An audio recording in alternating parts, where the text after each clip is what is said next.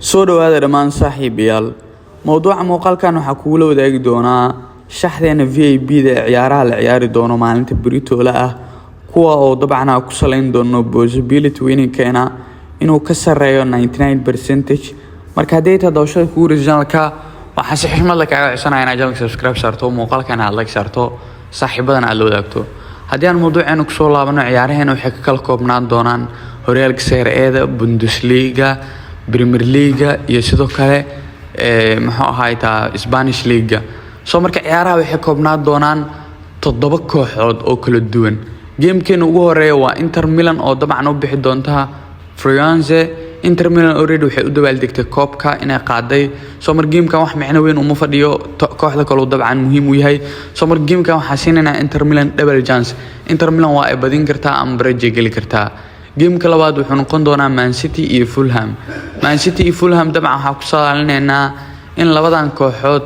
dabcan Man City ay heli karto double chance taasoo macnaheedu yahay Man City waa ay badin kartaa ama baraje helaysa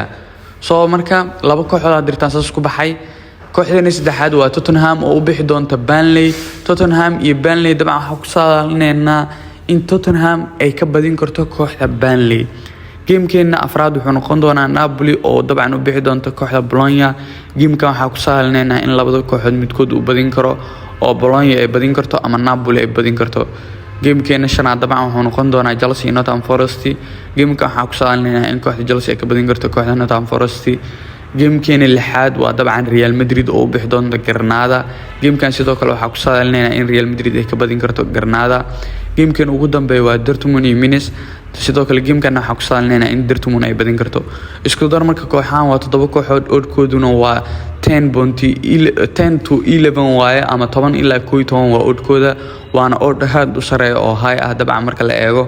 soo marka waxa jirtay shalay 4 kooxood in ay la wadaaga ciyaarihii shalay toole 4 kooxood dabcan qaab weyn ay ku dhamaadeen ama guul ah waxaana soo baxay natiijo dabcan lagu qanco dadka dhan ay dabcan ka wada faa'iideysteen marka waxa rajaynayaa 7 kooxood hadii aad laba u dhigato ama 3 u dhigato dabcan in aan natiijo fiican ka heli doonto hadii aad aragtay in wax ka bedesho oo aad u arkin qaarkood in aad ku qanacsan tahay waa ka bedeli kartaa waxa rabtana ku soo dari kartaa si aad waxa ku qanacsan tahay kugu soo baxaan balse 99 shaxdan waxay noqon doontaa mid wan ah hadii dabcan aad u baahan tahay oodko nadiif ah waxa soo dhigi doonaa qaybta hoose Telegramka Telegram channel-keena halkaas oo aad ka heli karto dabcan oodko nadiif ah marka hadii aad dawashada ku originalka waxa si xishmad kaaga codsanaya inaad channelka subscribe saarto muuqaalkan aad like saarto saaxiibadan aad la wadaagto waana ku mahadsantahay dawashada muuqaalka